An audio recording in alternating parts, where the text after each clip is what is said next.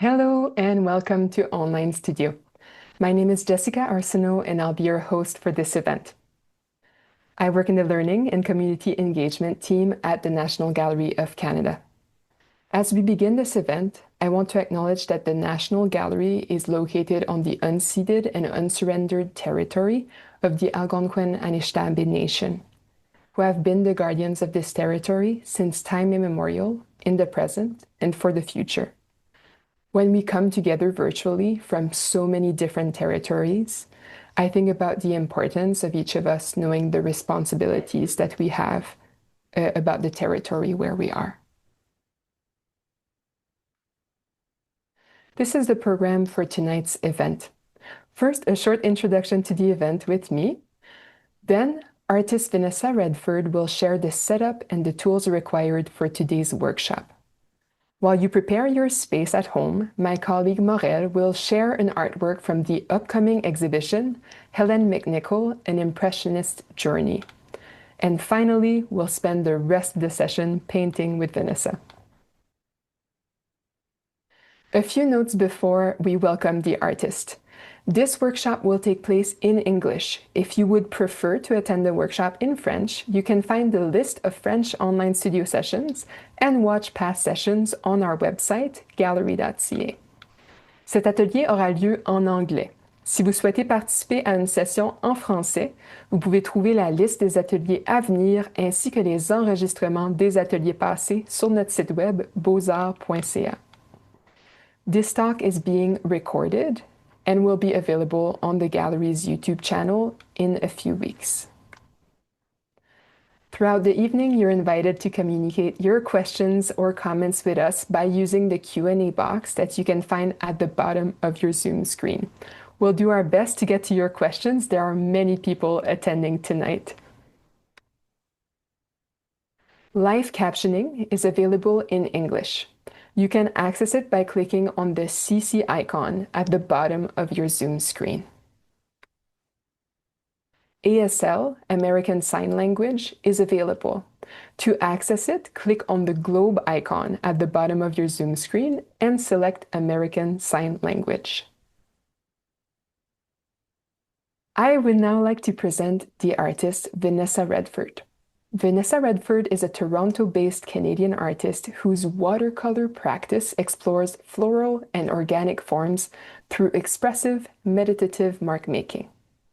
Since 2021, she has developed a distinctive style focused on texture, palette, and form, sharing her creative process on social media at Pigments and Mood. Welcome, Vinessa. Thank you for the introduction, Jessica, and hello, everyone. Just want to express my thanks to the National Gallery of Canada for having me and to all of you for joining. I'm so pleased to be here tonight and share with you my love of watercolor florals, as well as the beautiful Impressionist work of Helen McNichol. The expressive brushwork of the Impressionists, as well as the masters of Chinese freehand brush painting, are what inform my work in watercolor, a new contemporary genre referred to as loose florals, as both traditions are more concerned with capturing the essence of your subject rather than realism and fine detail. So for tonight, the way that we're going to draw on Helen McNichol's landscape work, which she painted in oil, when we paint florals in watercolor, is going to be through our use of color and expressive mark making and utilizing the idea of brush economy, which is when you use as few brush strokes as possible to convey the essence of your subject. Part of what I love about the work of Helen McNichol is how she painted light on her canvases. And for her as an oil painter, it was this mastery of using opaque white and other bright colored pigments in interesting, expressive, gestural ways to capture light. But as watercolor artists, the way that we paint light and capture light is by retaining the white of our paper instead of using opaque color. So the colors that we're going to be using are Impressionist inspired and mostly transparent for watercolor. And we're using this palette to invoke a similar light, airy feel into our floral work. So with that, I'm going to turn on my studio camera so that you can see the materials we will be using tonight.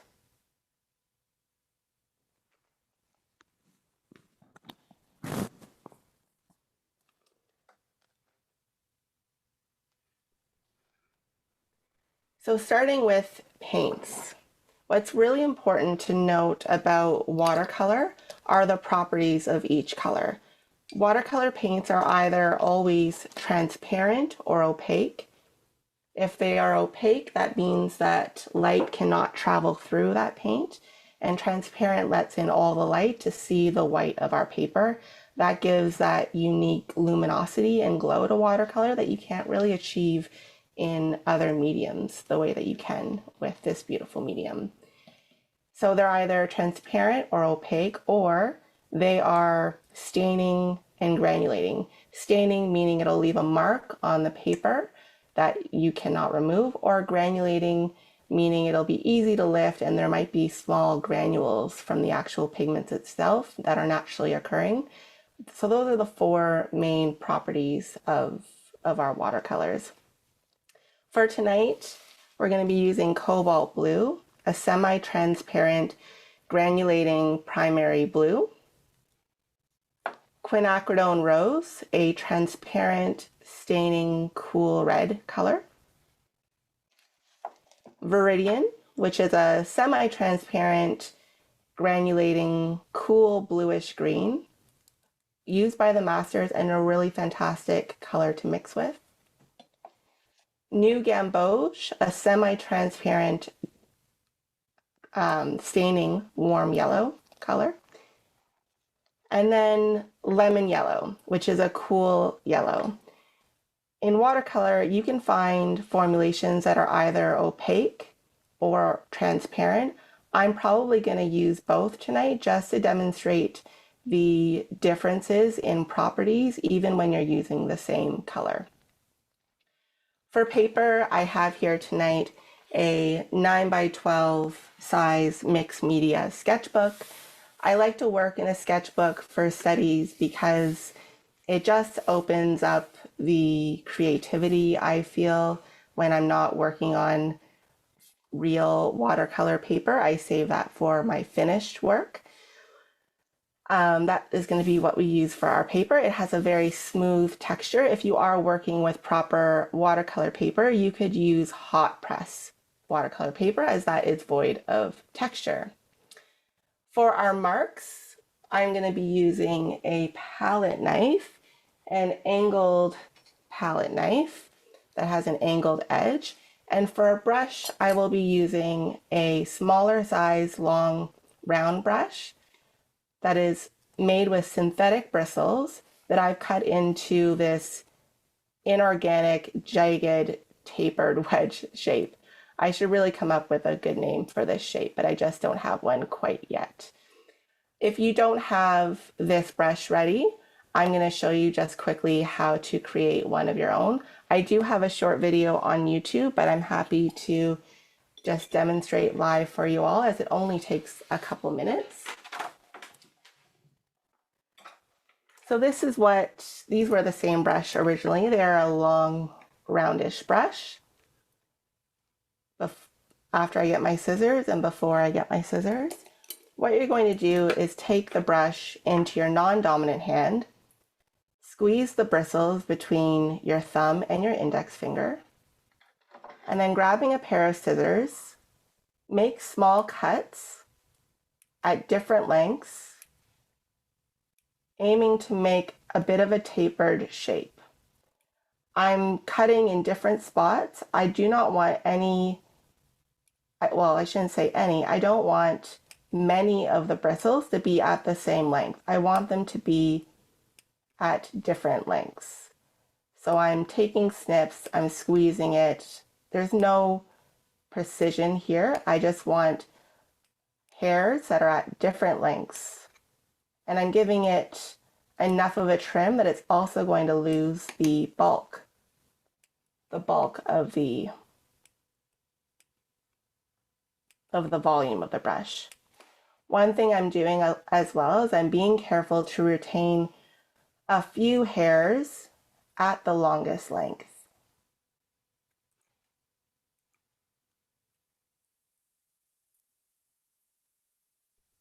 And that's Someone is it. asking if it's possible Mm. to repeat the brush size that you're using. Yeah, so this one is, it's not, every brand of brush will be sized differently. This is just from a local dollar store in Canada.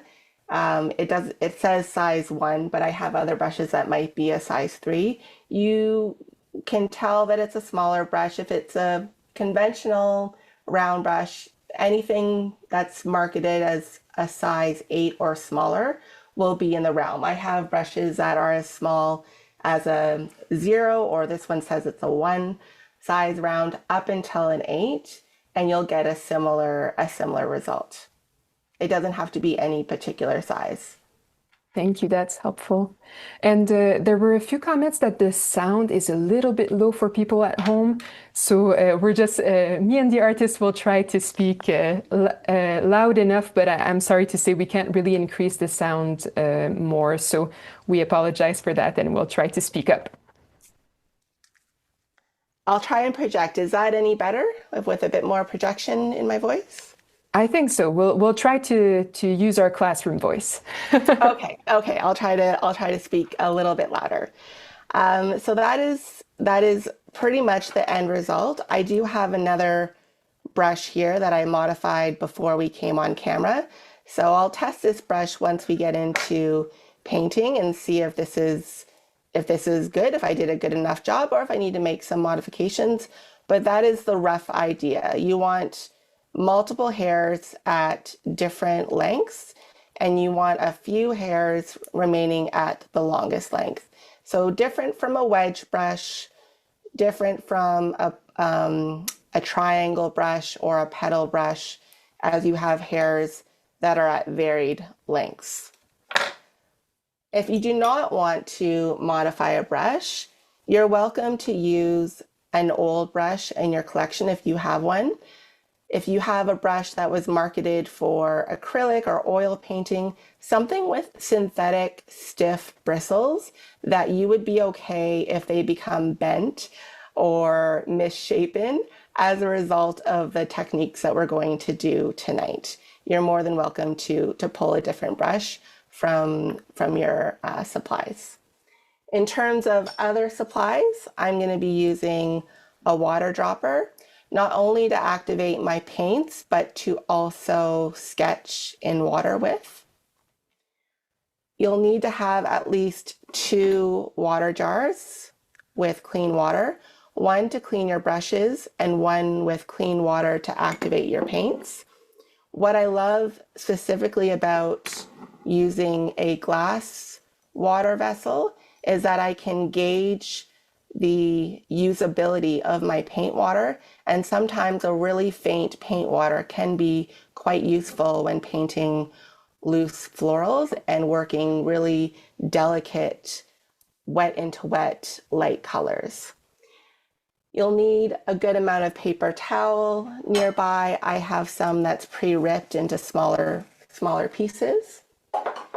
And you will need a mixing plate, specifically one that has a flat surface. And the reason for that, as opposed to a conventional watercolor palette that might have wells, you need this flat space in order to load your palette knife. This is not possible to do in small wells because we cannot fit our knife into that.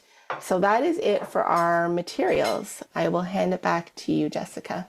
Thank you. So if you can stay on just for a moment, there's a few questions about the materials. So I'll come on screen too. So one of the questions was if someone doesn't have a palette knife, is there an alternative they can use? Yep, if you have an old bank card or credit card, you could use that. You could get a similar shape. You could use a butter knife, the non-serrated edge of a butter knife. that might be not ideal because of the weight of it, and we're trying to be a little bit lighter in our hand, but that could work as well. Or you could even use the handle of a brush, and just a brush that, if it got a bit of paint on it, you would not be too concerned, and just run it through a bit of paint just so you can get a nice flat quality of line just with a bit of paint on the tip of your brush. Thank you. The other question that was recurring was people who don't have a water dropper, what can they do as an alternative? So if you don't have a water dropper, you can just use another brush, keep it clean, and that'll be what you can use to sketch water. And you can even activate your paint, load some clean water onto a clean brush, and then you can use that to bring water from your water jar over to your paint palette. Thank you. All right, so we'll give a little bit of time for people at home to set up your space, and we'll see the artist in just a moment. So my colleague Morel is going to come and share an artwork with us to inspire us in this session today. So welcome, Morel. Thank you, Jessica. I will just show the artwork as well. So our inspiration artwork this evening is part of an upcoming retrospective at the National Gallery, opening in May, called Helen McNichol, An Impressionist Journey. The work is an oil painting, measuring roughly 1 meter high by a bit less than a meter wide. It's called Picking Berries. The artist, Helen Galloway McNichol, was a leading Impressionist woman artist in Canada, celebrated for her mastery of light and atmospheric effects. She was born in Toronto in 1879 and grew up in Montreal in a well-to-do family. She first studied with William Brimner in Montreal before moving to London, England, to enroll at the Slade School of Art, which was known at the time for promoting both modernism and the egalitarian approach, unusual at the time, of instructing women and men together in mixed courses. McNichol's favorite subjects were women and children in scenes of everyday life, though she was distinct from other Impressionists in that she focused more on women's labor specifically. In this painting, we find elements McNichol frequently returned to: rural labor and children outside in bright sunlight. As an Impressionist, McNichol is interested in the qualities of light and color in the natural environment. Much of this scene, including most of the bodies of the two figures, is in shadow, described by a range of mauves, blues, and dark greens, while a contrasting sprinkling of light greens, yellows, reds, and pinks evokes the bright sun hitting the tops of the berry bushes, flowers in the background, and the face of the girl closest to us. Splashes of white and yellow on the rear wall emphasize the intensity of the sun's rays. Now, as Vinessa mentioned, though the medium of picking berries, which is oil paint, is different from what we're using today, we hope its luminous color palette and loose brushwork will inspire you in this evening's watercolor workshop. Thank you so much, Morel. Thank you for this inspiration. So we'll welcome the artist back for the workshop. If you have questions during the session, just put them in the Q&A box.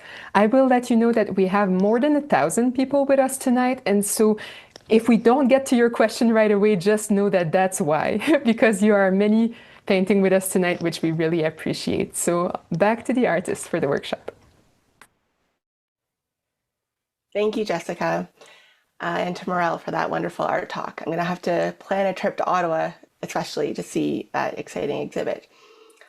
So let's start with a short color mixing exercise. I have my paper here. I will be swatching on paper, and I would recommend to, if you have a pencil, you want to make small notes. I always find that quite useful for swatches, just to remember which was which.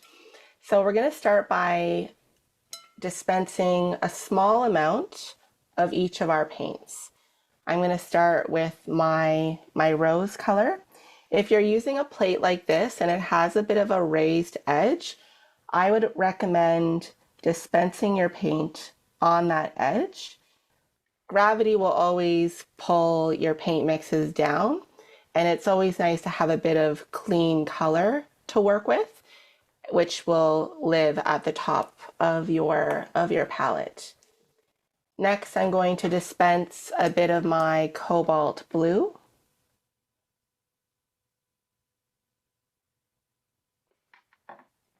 A bit of my Viridian green.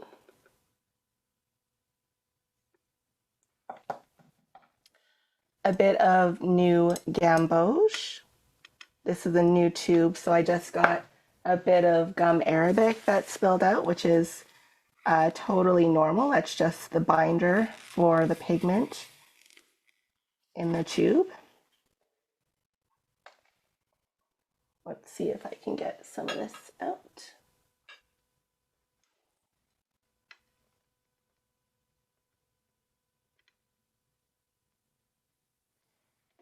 And I'm going to start with dispensing for the cool yellows a bit of my Windsor Lemon, which is a transparent lemon color. I'll bring the opaque one out a little bit later. We're going to start by mixing some greens. Actually, no, I got ahead of myself. Let's just do a quick swatch of each of these colors so that you can see what they look like straight out of the tube. When I activate my paint, I like to do it with 1 drop of water at a time. You can always add more water to your paints as you need, but once a paint becomes too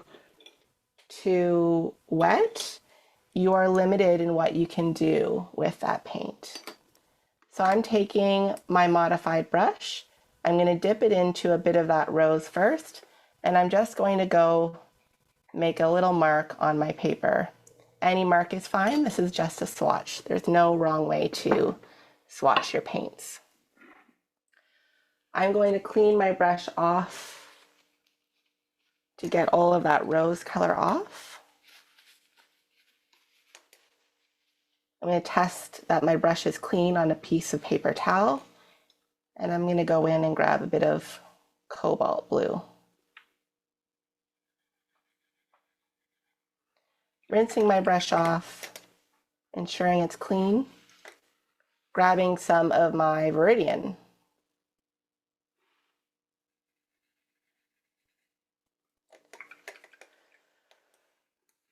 Rinsing my brush off, ensuring it's clean again. Let's repeat that with some new gamboge.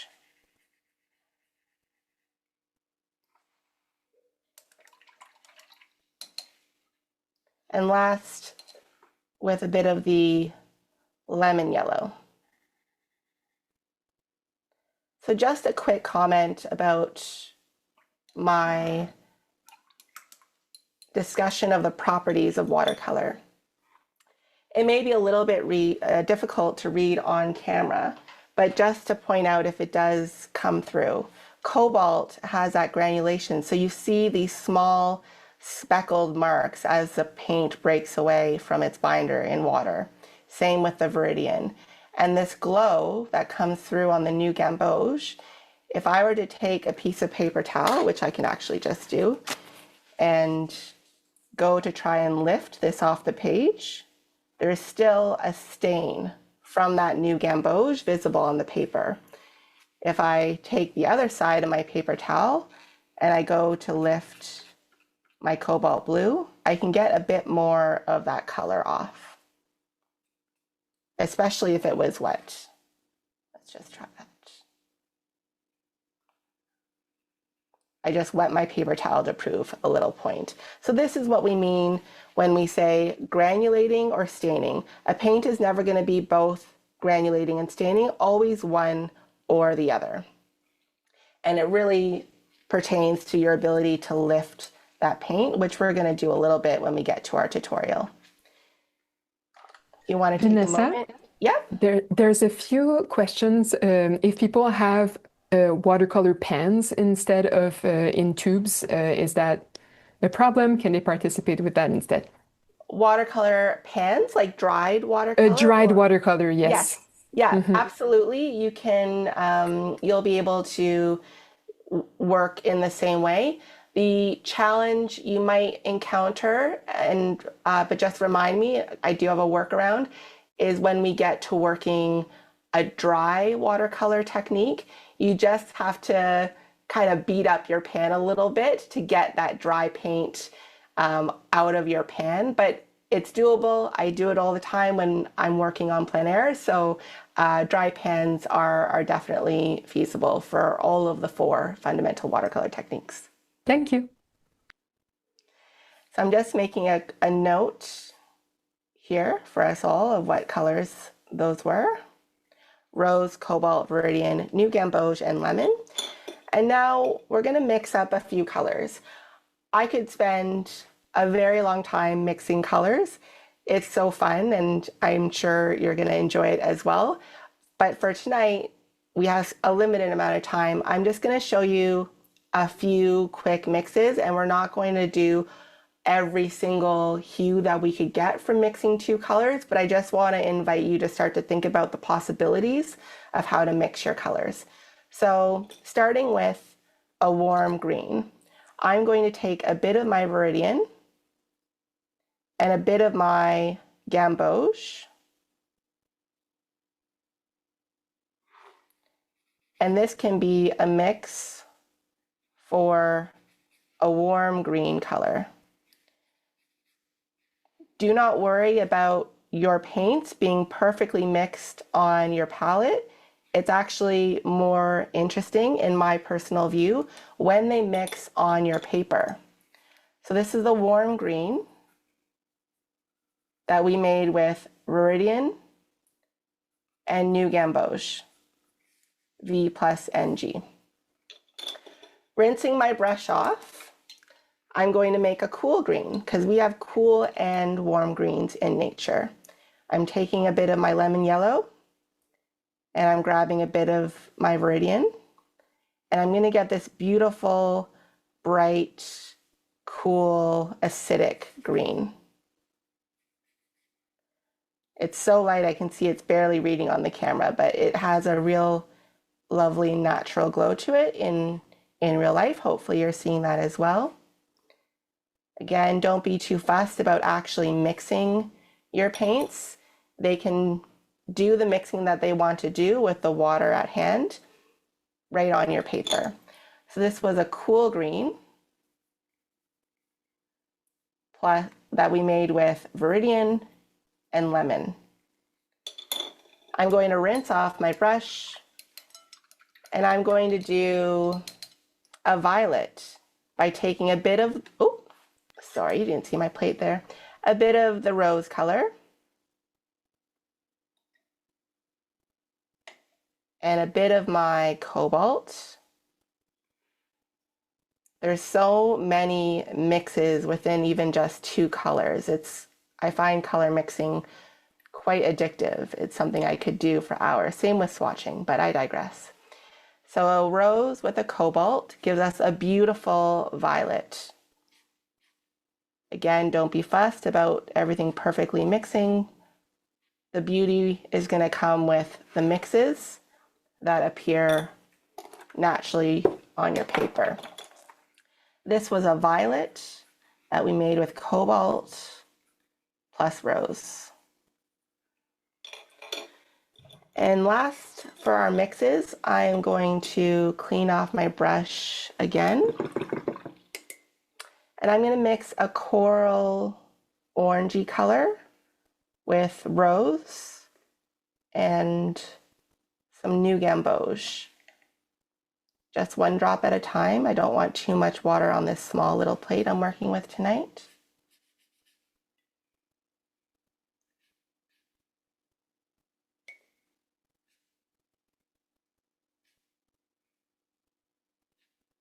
Even in my swatches, I'll start to practice my brush economy, not going over marks more than once, to warm up my hand, to get used to just having 1 mark being able to go down. So this is a coral orange red that we made with new gamboge and rose. So There's a those are, question, yeah, there's a question about perfect. colors that I think would be a Hmm. good time to ask. Someone is Yeah. wondering, how do you know if a color is warm or is cool? Oh, that's a great question. So, a bit of research is how I learned because every pigment has different properties. For example, ultramarine blue, which we're not using tonight, but it's a very popular blue. Depending on the formulation, it could be a warm blue if it's French ultramarine, or it could be a cool blue. So you just have to do a bit of research to figure out the properties of your paints.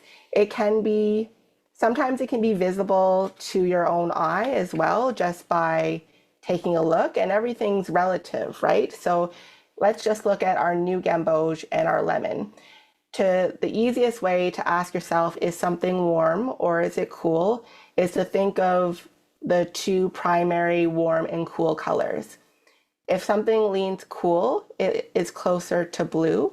If something leans warm, it is closer to red. So if we look at our two yellows, lemon to my eye leans closer to blue, and New Gamboge leans closer to red. And actually, this formulation of New Gamboge, it's not a paint that's made with only one kind of paint, it's made with two, and one of those colors is red. So you can rely on your own eye. Ask yourself, does this feel more red? Does this feel more blue or more green? And you can also do a bit of research or a lot of research. There is a multitude of pigments on the market, but you start to learn that like any other language, what your warm and your cool pigments are.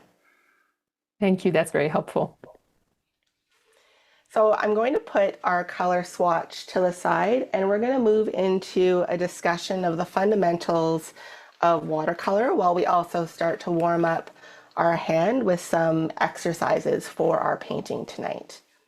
The flowers that we're going to paint tonight are my stylized version of the common 5-petal flower.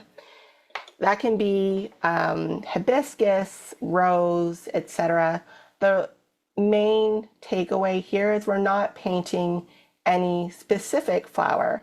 What we are going for is an essence, not realism, not precise detail. So I want you to release any pressure you might feel on yourself to paint something perfect tonight. That is not my goal for myself, and it's not my goal for you as either. What we're concerned about is just making expressive gestural marks to suggest a flower. So when painting watercolor, every single mark that we make is one of 4 fundamental techniques. And those are wet on wet, wet on dry, dry on dry, and dry on wet. And what that really means is how wet is our paint and how wet is our paper.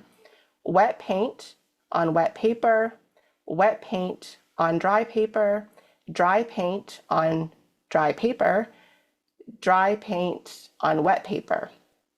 Every time you make a mark when you're painting with watercolor, you should have that intention before your knife or brush meets your paper of which of the 4 fundamental techniques you are incorporating, because every single mark in watercolor is using one of these 4 techniques.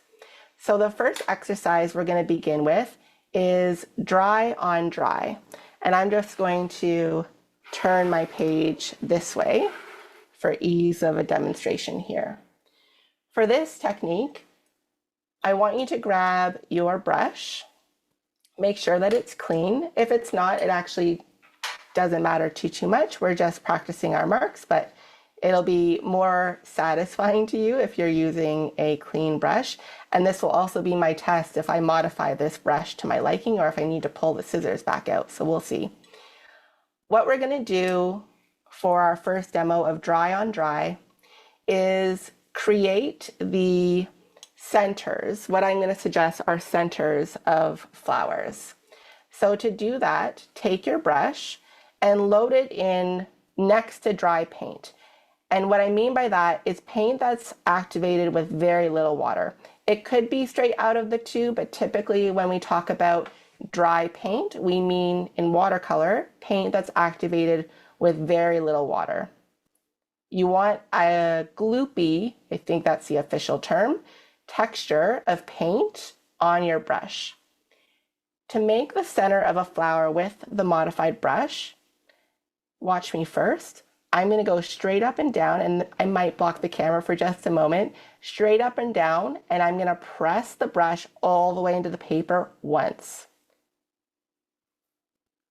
And lifting the brush up. I know that was a little difficult to see, so I'm going to do that again, but I'll try and do it on an angle. But when you do it, I want you to do it straight up and down. But I'll try and do this on a bit of an angle so that you can see how the mark goes down on the paper.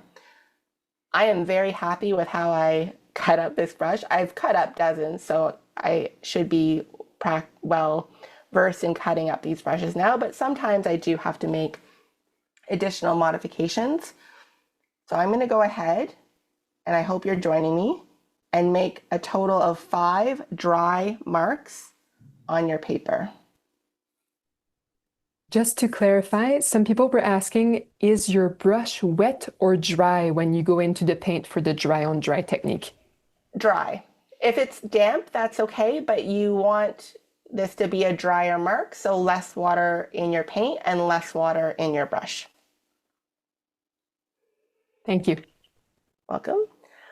So this was us working dry on dry. We have dry paint that went down on dry paper. Now let's do wet on dry. Wet on dry. And for that, we're actually going to use this same row. So I'm going to make a little note to myself. This is dry on dry plus wet on dry.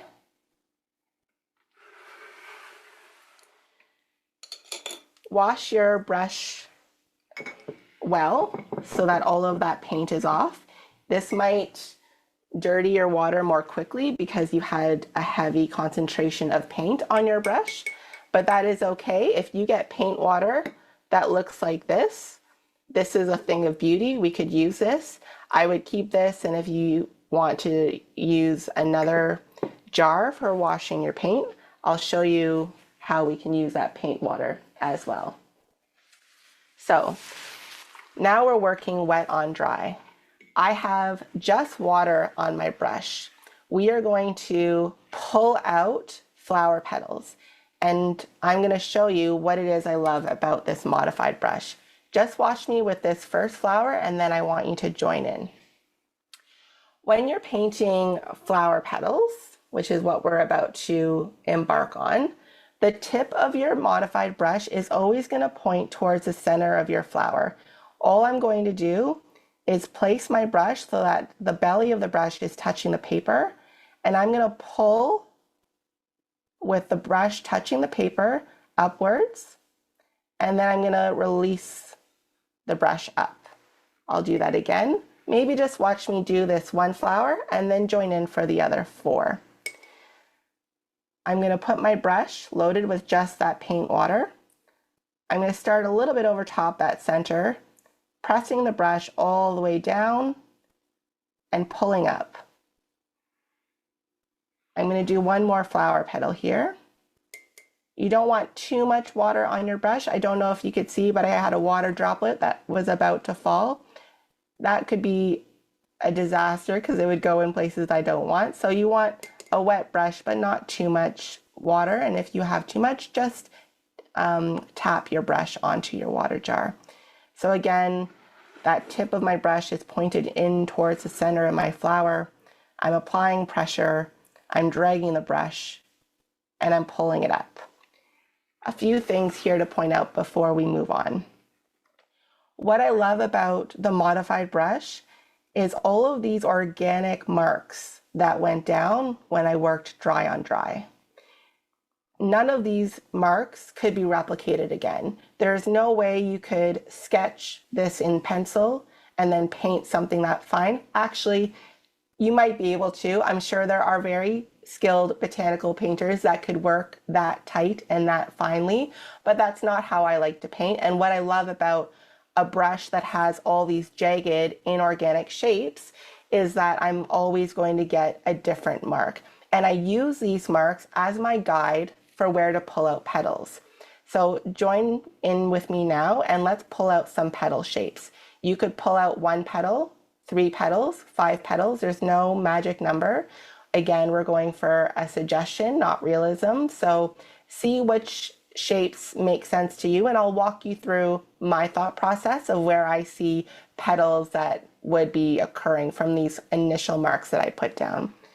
So loading my brush with water, I see a natural petal shape that could come out here and within this line and this line. So I'm going to pull that out. I see a petal shape that could come up from this mark here. I'm going to pull that one out. And as I spoke about in the intro, you'll notice that I'm also only using one stroke. I'm not going over these marks again and again. You can do that if you wish, if there's a mark that you feel you want to go back over, but there's just something so energetic and beautiful about marks that you achieve in one stroke. Every time I go over a mark, I almost always regret it. And that might just be my own stylistic preferences, but it's following the principles of the Chinese masters who championed this work in painting florals, of just using as few strokes as possible to convey the spirit of your subject. So again, with this last petal, I see a natural petal forming here, and I see one here. And I'm going to do a bigger one here, but I need a wider mark, so I'm going to grab a bit more water on that brush. So this was a combination of marks. We started dry on dry, and then we worked wet on dry. It was dry on dry when the dry paint met the dry paper, and it was wet on dry when our flower petals with water met dry paper. One question before you move on. So some people that are working with dry pans, when you're doing the dry on dry part, how do you go about it? So for a pan, let me see if I can grab a pan. Do I have one nearby? It's going to be too much fussing around. Actually, I have some dry paint, and that's quite similar. So when you have dry paint, you can take your brush and just try to activate a bit of it, get a bit of texture, and move it to maybe your palette. So lift it out of your pan and move it to another spot of your palette so that you have a bit of dry paint somewhere else that you can activate. The challenge with pans is that however wet your pan is kind of the one thing you're limited to use for techniques. But if you have another mixing plate nearby, you can lift out some dry paint, and then this can become your dry paint to work with. And then your pan, depending on how wet it is, you can use for the other techniques. Thank you. That's very helpful. Welcome. So I'm not going to fill out this column wet on dry because we did that over here. Next, for dry on dry, let's talk about stems. You can use a water dropper, which I'm going to use, or a clean brush. Either or is fine. The only thing I want you to do for this is to, oh, that's dry on wet. Sorry, wet on wet. Dry on wet. Let's start over here actually with wet on wet, is to do a couple long lines with your water dropper, starting from the bottom, coming up to the top. They can be a bit bent, they can be on an angle. You can do this with a water dropper or Vanessa, I'll just let you know that the bottom of your page is off the screen. Thank you. Yeah, okay, a little bit better. I'll do that again. So just starting from the bottom of your page, and they can be varying lengths, starting from the bottom and coming up. This is not us working wet on wet yet. I'm just putting down a wet mark to start with. If you want, you can take a clean brush and do the exact same thing. Just a line. Oops, I'll start from a little bit higher. Just a line, starting from the bottom, coming up to the top. So now I know it's a bit difficult to read on camera, but you have a series of just what I call water sketched stems. I'm going to grab, oops, sorry to bump the camera there. I'm going to grab my brush, load it with a bit of water, and I'm going to grab a stem color of green. And I want it to be fairly watery, so I'm adding more water so that the paint moves. Taking this brush, I'm going to start from the bottom, and it doesn't matter where you go up, we're just going to do another line going upwards. I'll do that again with a stronger, bit of a stronger warm green color. You want a decent amount of water for this technique of working wet on wet. I'm going to mix up some very wet, warm green. I'm going to start from the bottom and I'm just going to drag up. I'm going to do that again.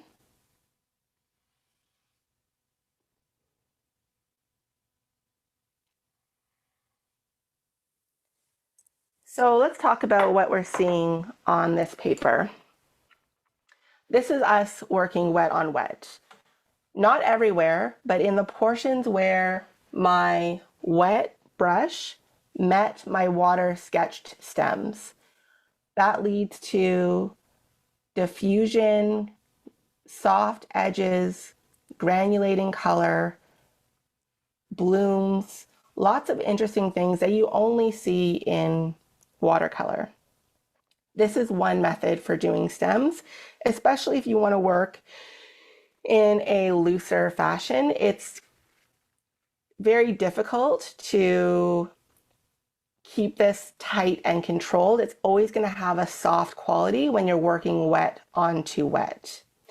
And the other reason why I like to work with a water sketch stem is that lays the boundary of where my paint will go. Your paint is only going to travel where your page is wet. So that's why when I paint florals, I'm often asked, do you wet the page first?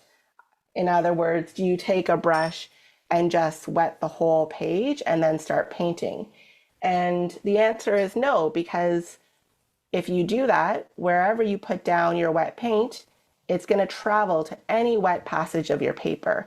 So by doing a water sketched stem, you are kind of, that's your version of a sketch, a pencil sketch, but you're doing it in water, and that's going to be the boundaries for where your paint travels in that water. So that's working wet on wet.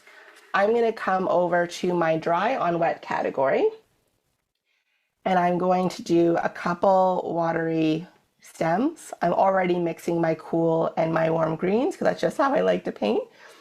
And I'm just going to pull up a couple wet stems, starting from the bottom, dragging up slowly, and letting the tip of the brush come up last. I'll do another one just like that. These can overlap. That is fine too. They can be on an angle, even better if they're on an angle.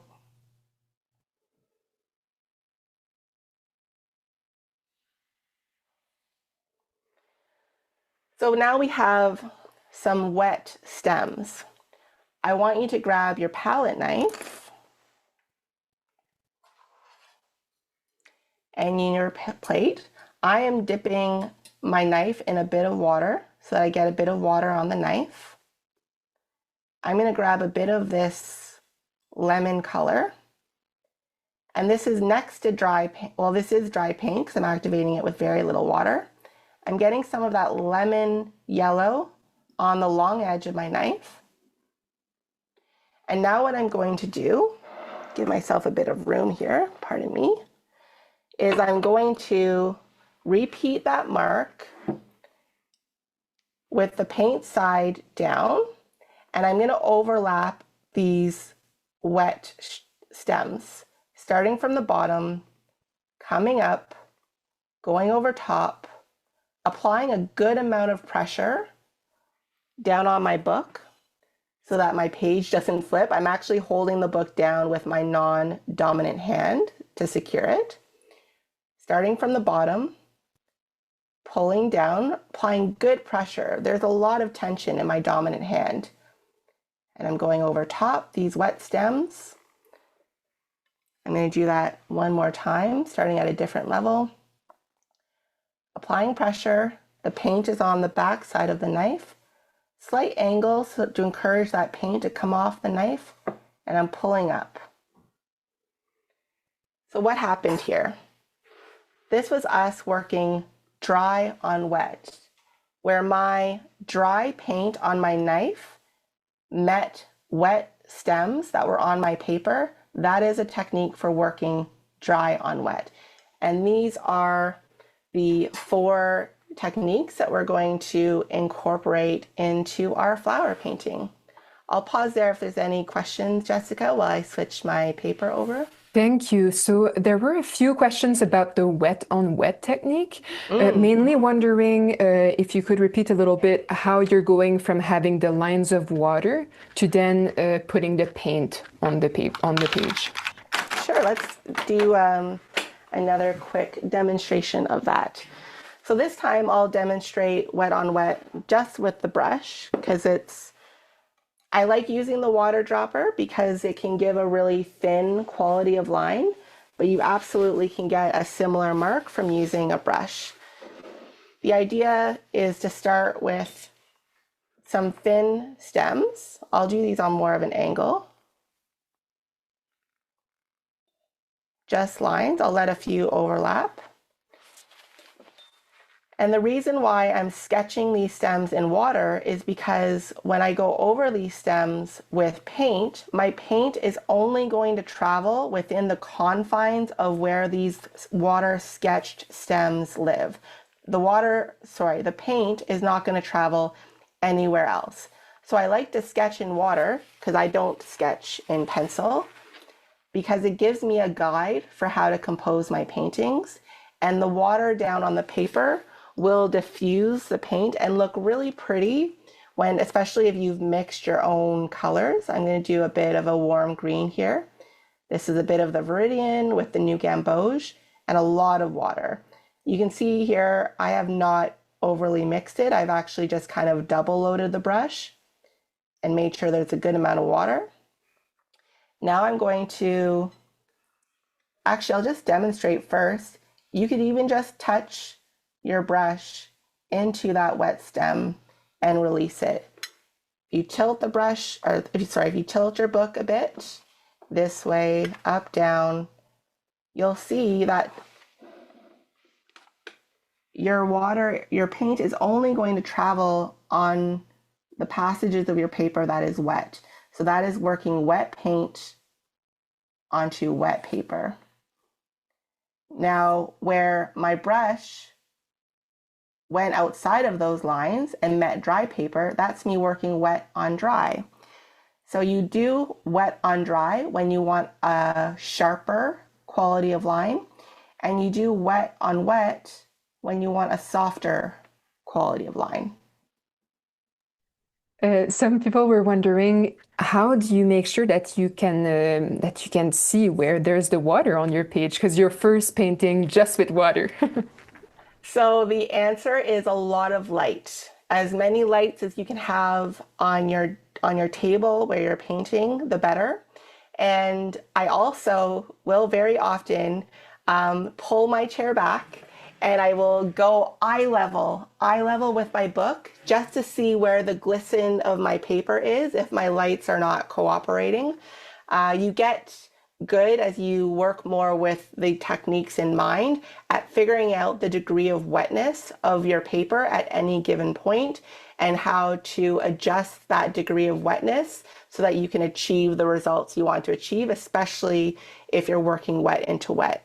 So for example, if you see an area that you thought was going to be wet enough to apply wet paint to, but it started to dry, you take your brush or your water dropper, you add a bit more water, and that can give you the foundation that you need to continue working wet into wet. That's a concept called water control, and it makes watercolor the difficult medium that it is, but it's something that you get more comfortable with, especially if you're working from this framework of the 4 fundamental techniques. Thank you. That's very helpful. So I'm going to grab a new sheet of paper and we are going to start our painting.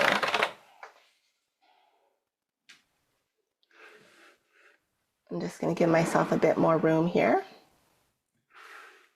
So in this painting, you're going to incorporate all 4 of those techniques that I mentioned. It's very rare that I don't use at least all 4 when I sit down to paint. I like to start my florals with the stems first, specifically with a water sketch stem. And the reason for that is it gives me a bit of a guide, a way for me to start to organize in my mind where I want my elements of my painting to be. So I've got a bit of water in my dropper. There's a bit of lemon yellow in here, which hopefully might make it a touch more legible. Just to walk you through what we're going to do is paint 3 stems to start. And as a foundation for those stems, I want you to sketch them in water. I'm going to do 3 stems starting from the bottom, going up to the right of the page, and I'm going to do them at 3 different lengths. So starting from the bottom left, pulling up to the upper right corner of my painting, my paper, it's not a painting yet. I'm going to do that again, starting at a different height here, different height. I'm going to let this one overlap a bit. That's stem, water sketched stem 2. And now I'm going to do a 3rd one. I'm going to put this one on a bit more of an angle, starting from the bottom, pulling out to the side. And that's going to give me a very loose guide to how I want to fill out this page with some flowers. So water sketch stems, that was us working wet on dry. I'm going to come over to my plate, clean brush, and I'm going to grab a bit of a green. One other green that we didn't talk about, which I do also love, is when you take Viridian and you mix it with a bit of cobalt blue. I find this looks very similar to the teals that you see in Impressionist work. I'm running a bit out of space here, but I think I can make it happen. So I'm going to grab a bit of Viridian with a bit of cobalt blue and whatever green this was to start. With my modified brush, I'm going to do another stem, not following where my water sketch stems were. I'm actually going to put it in between 2. I know you can't see it very well. I have a stem here and I have a stem here. I'm going to go up the middle, same way I did with the water dropper, starting from the bottom, slowly dragging up,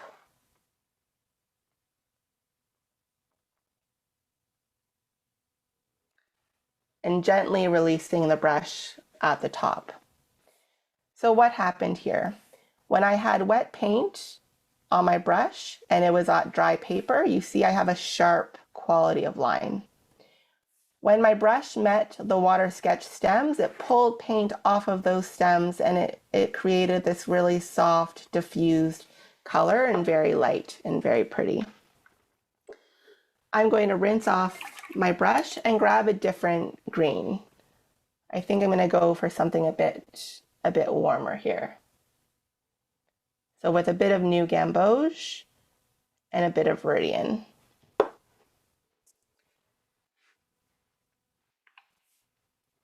going to start from an even lower height and I'm going to pull up, but this time I'm going to add a bit more pressure on my brush so that I get a thicker quality of line,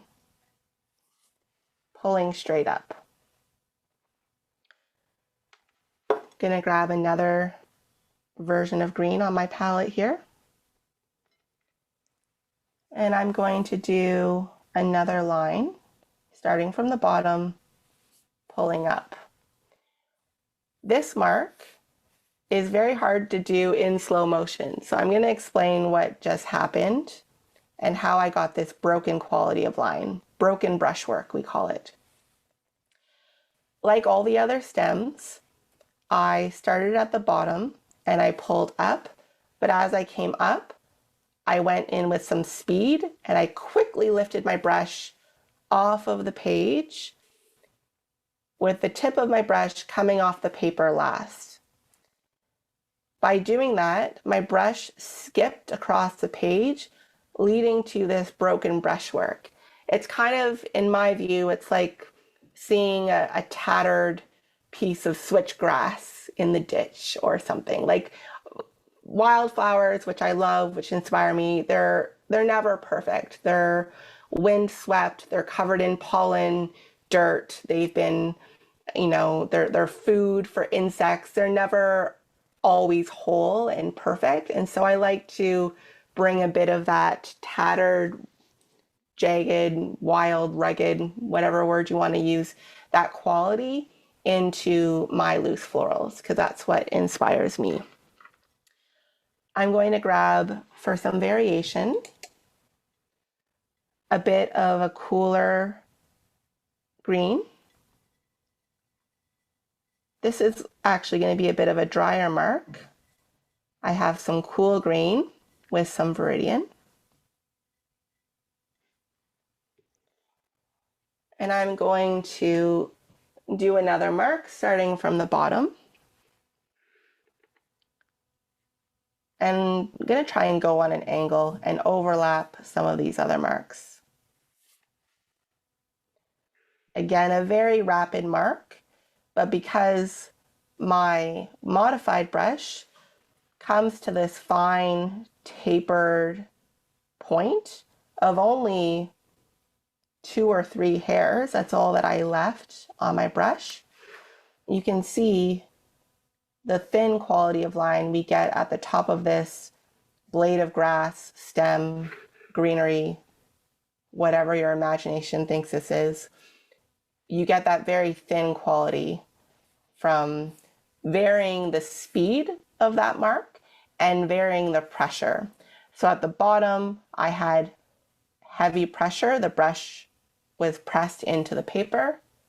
And as I lifted up, I released that pressure and I had very light pressure coming up so that I had a broken quality of line as it got to the top of that stem.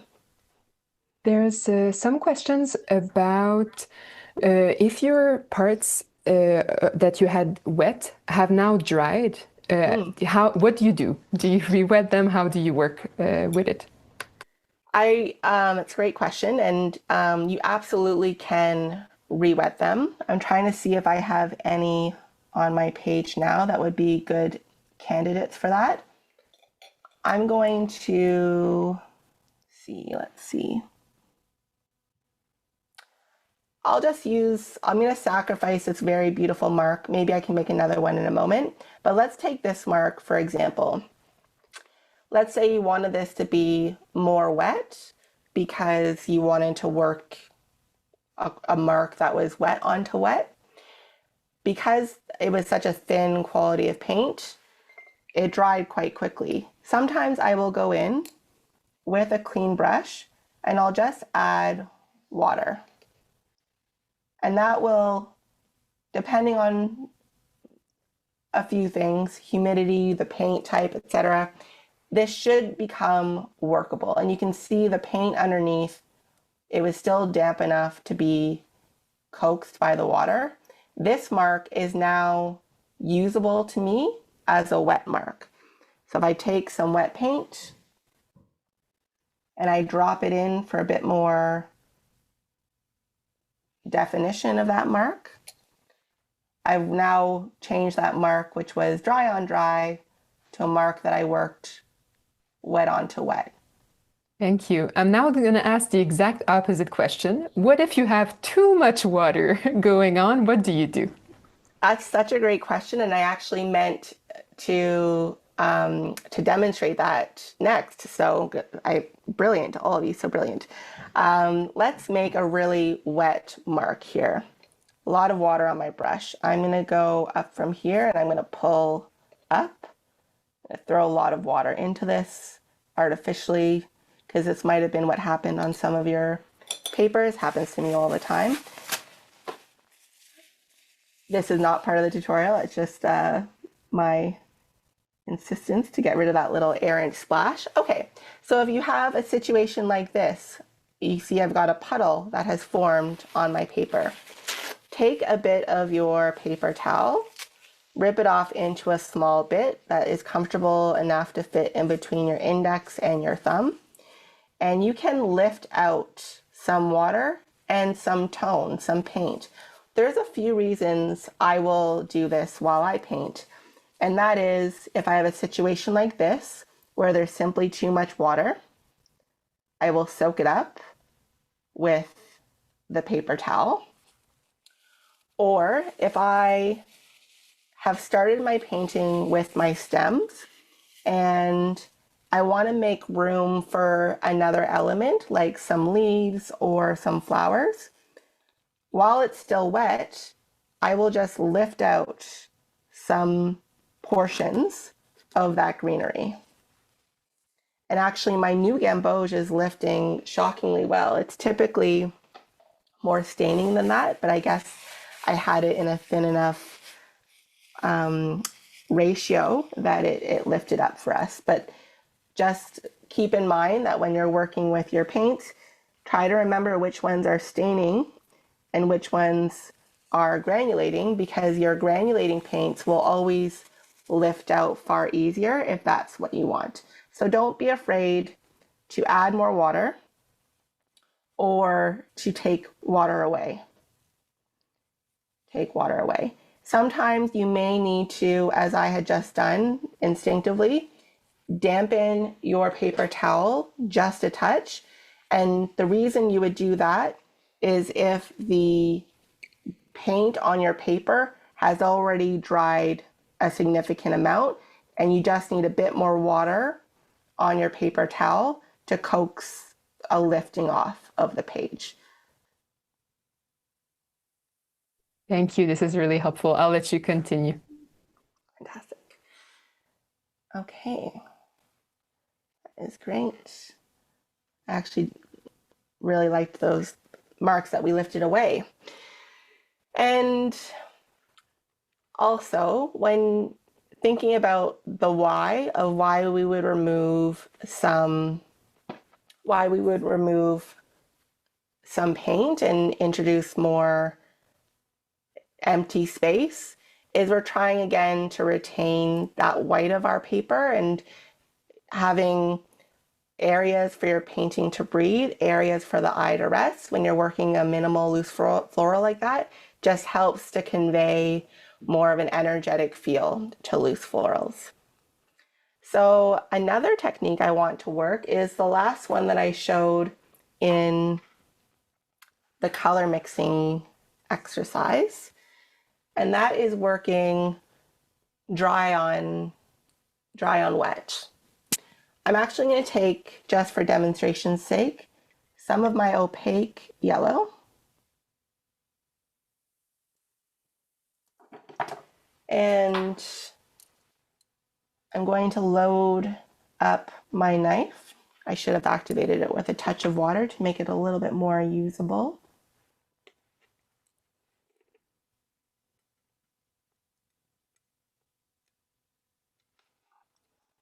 And I'm just going to do a couple lines from the bottom on an angle over top.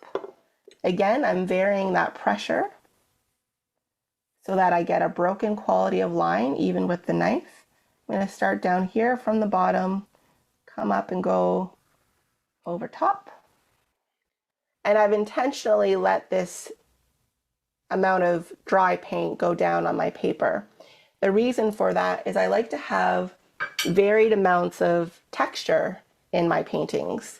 So from soft to heavy, everything in between. Now for fun, grab your brush, load it with a watery green, any green that you feel like using. Just make sure it's not too lemon because we want it to show up over top of this mark. And watching me first, what I'm going to do is I'm going to start my stem at the bottom of this opaque yellow stem, and I'm going to go over top of it quickly with a good amount of pressure because I want the yellow of this mark to form the spine of this piece of greenery. So it looks like that. I'm going to do that again over here just quickly with a bit of green. I'll start from the midway point with this one. I'll try to go a bit slower. Now, the reason why I wanted to show you this mark in particular is because I think it demonstrates well the difference between an opaque pigment and a transparent pigment. We have transparent yellow that we use in some of our mixes, but an opaque yellow used sparingly can be really beautiful in loose florals because it does not let light go through it. And if you put a transparent pigment over top, it is going to be seen through that transparent pigment. You can see here the yellow poking through our watery green. Not so much here, that line is quite small, but let me just take a bit of water and see if I can coax a bit of visual from that. Let's see, that'll do. Last but not least, let's clean our brush off very well, and you're going to grab a flower color. I'm going to do violet, it's my favorite. I'm going to go in with some dry paint, dry violet paint, activated with very little water. Doesn't matter if your violet matches mine exactly, just do this to your own eye, mix until you see a color that you like. Don't worry about it being perfectly mixed. We're not going for 50-50 ratios.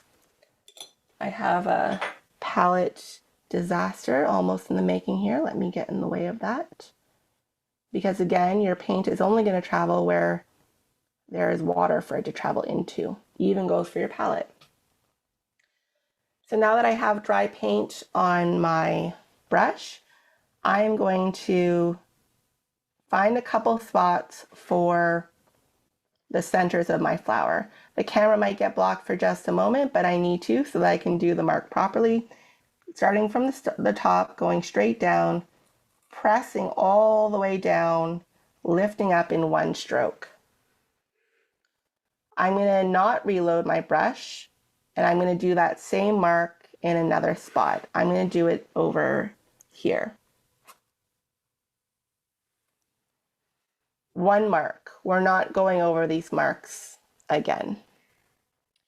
I'm going to rinse my brush, and I have some very pretty paint water here that I could use. Actually, we already did that, so maybe I'll do just clean water so that we can see what the violet looks like when we add just clean water. Loading my brush, tapping off the excess. I'm going to pull up a couple petal shapes where I think it makes sense. One mark. It'll be more visible in front of you than on camera, but because I did not perfectly mix that cobalt blue and quin rose, what's happening is that you're seeing both colors display their individual colors and the colors that they made when they mix together in your flower petal right on the page. It's very, very pretty, in my opinion. Again, just one stroke. Try to, if this is a new practice for you, try to really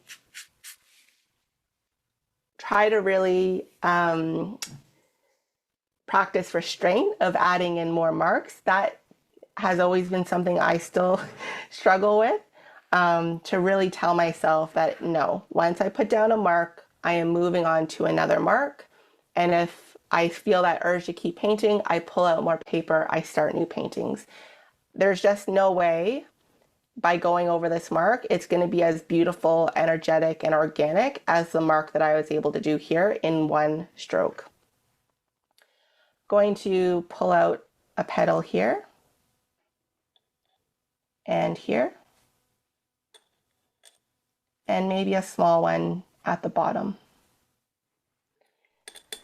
I want to use a bit more of my colors, so I'm going to grab, what do I have left here that's usable and clean? A bit of my new Gamboge, a bit of my Quin Rose, maybe more of my Quin Rose. And I'm going to put down another flower center. I'm going to do one right here, pressing down quite quickly and lifting up. I want a bit of wet into wet, dry into wet results, techniques with these flower petals. So I'm going to not reload my brush, and I'm going to put another corally color somewhere near this other flower. I think right here is where it makes sense to me. That coral color is now seeping into this violet flower, and I love that. I do. I'm going to do one more coral flower. I think I'll put one, a small one, just right here. And you make it small by not applying as much pressure. Less pressure, lighter mark. It'll also dry faster. I'll just come in for a moment to mention we have about a little bit less than 15 minutes left. Yeah. And so for everyone at home, I just wanted to mention if there's questions for the artist for the end of the workshop, this is a good time to put it in the Q&A. With a clean brush, tapping off the excess, I'm going to start with this mark because it's nearly dry. And I'm going to pull out a couple small petals. One this way. I accidentally touched that stem and I love it. I'm going to pull up a petal this way. And I'm just following what direction of petals that the brush has suggested when it went down for that mark. I'm not preconceiving what these flower petals will look like because I just can't. And that's why I like working with a brush that is so unique in shape, is it's really difficult to overthink a loose floral when you're painting with a tool like that because it's unpredictable in the best way. I'm going to pull out some smaller petals for this from this center. I have a lot of marks here that I could pull out, kind of like the petals of an echinacea maybe. I know this is nothing like an echinacea in terms of color, but just in terms of flower shape, I think that makes sense to me and with the space that I have available. So I'm just, instead of holding the brush on an angle on a side, I'm just going to pull out some longer shapes here. And same over here.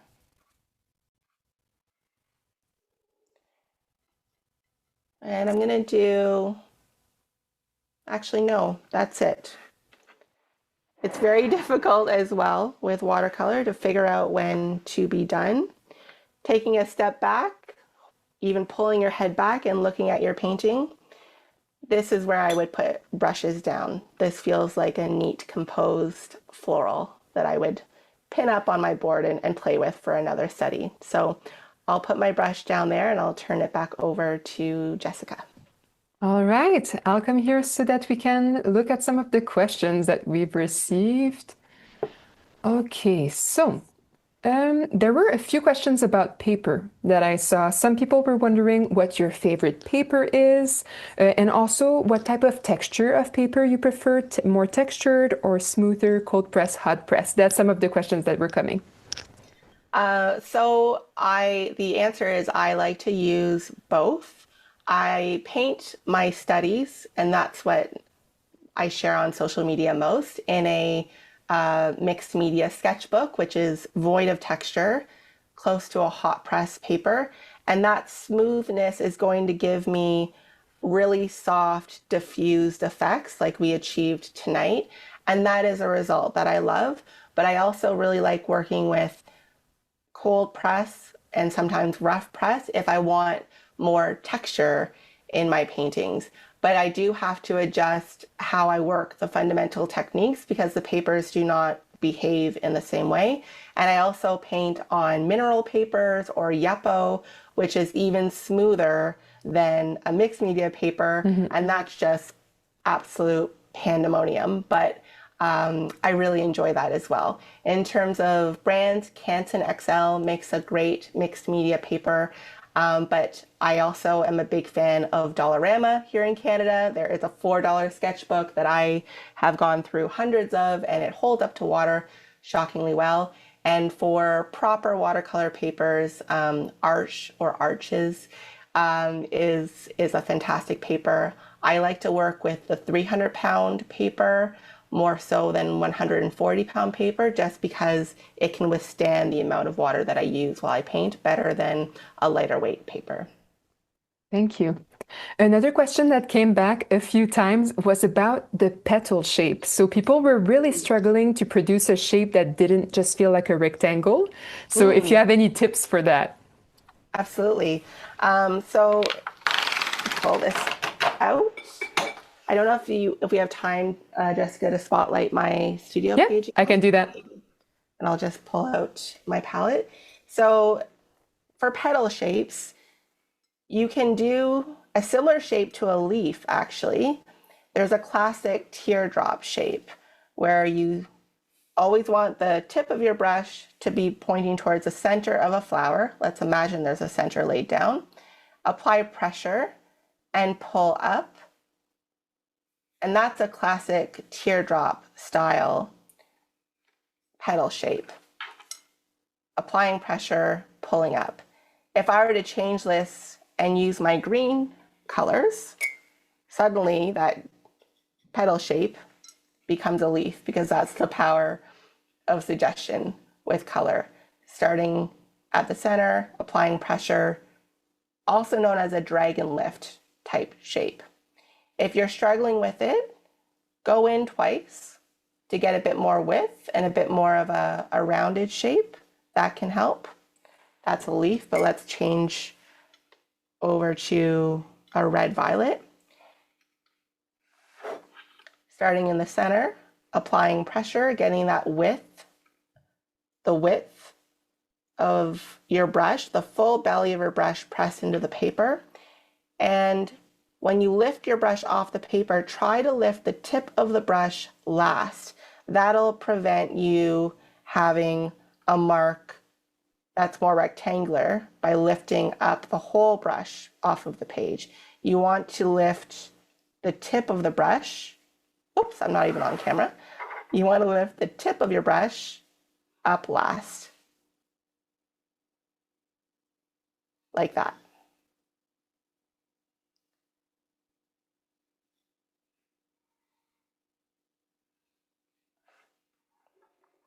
Thank you. So, other questions that were coming up, some people were wondering if you ever use liquid watercolors or you mainly work with tubes. I have liquid watercolors and I've tried them a couple times and they terrify me. They are just so unruly. They are on my personal learning goals, but I have not mastered the art of a liquid watercolor just yet. Another question that came up with was we talked about your favorite papers. What are your favorite paints?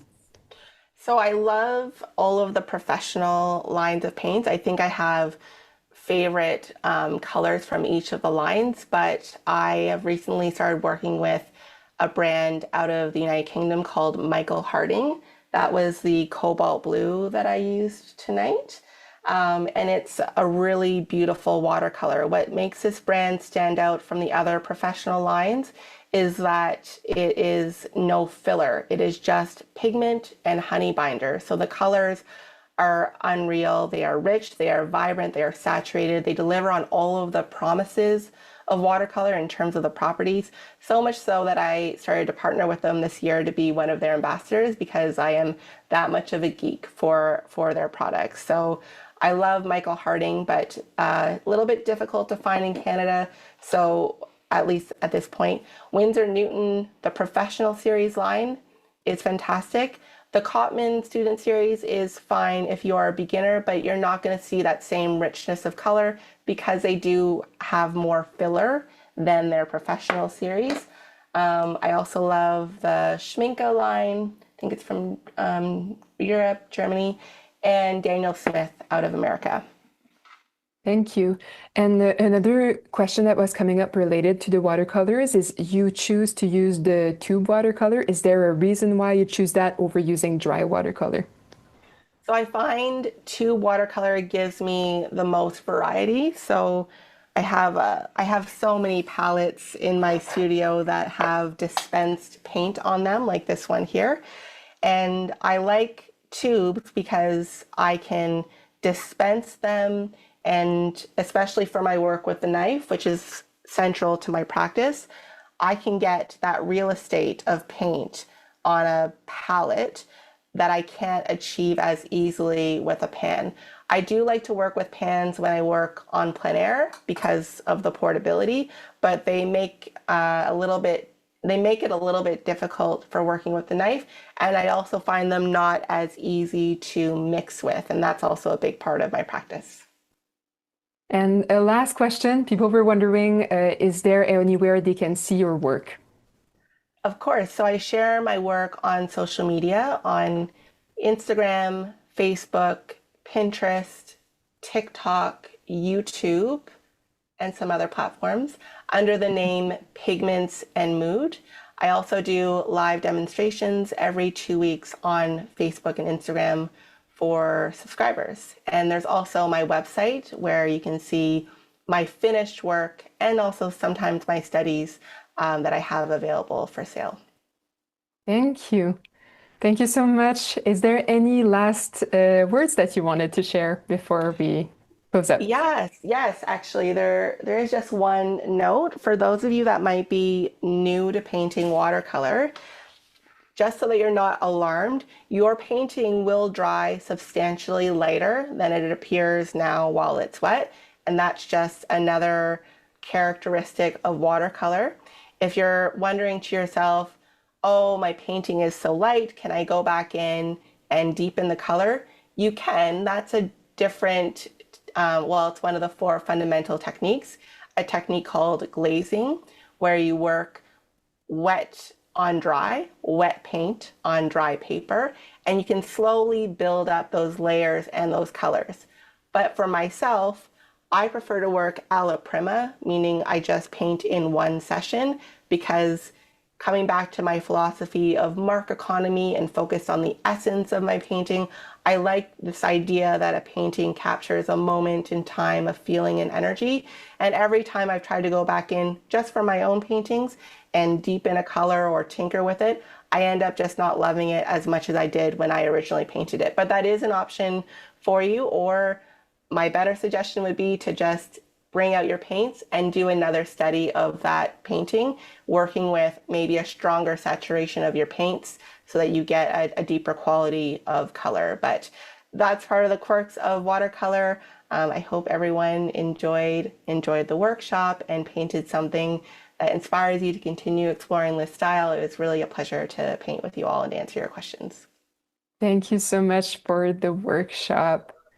So, all right. So thank you to the artist for the workshop. We'll put in the chat where you can find the artist. So you can follow the artist on her website, pigmentsandmood.com, social media, as Vinessa mentioned, at Pigments and Mood. Thank you as well to Morel, who shared the artwork at the beginning of the workshop. The exhibition, Helen McNichol, An Impressionist Journey, is coming to the gallery, the National Gallery. So if you're in the area, it will start on May 8th until October 12th, 2026. So we hope that you can come and see it. This is the last English online studio of this season. So thank you so much for joining this year. To stay informed about future online studio workshops, you can follow the gallery on social media or sign up for the gallery's newsletter. We'll put those links as well in the chat. Until the next season, we invite you to watch or rewatch past workshops on the gallery's YouTube channel. And finally, as always, we would love to see what you made tonight, and we're inviting you to share it on social media using the gallery's tag that you can currently see on screen. Wishing everyone a good rest of the day, and we really hope to see you again for the next online studio season. Thank you. Have a good evening.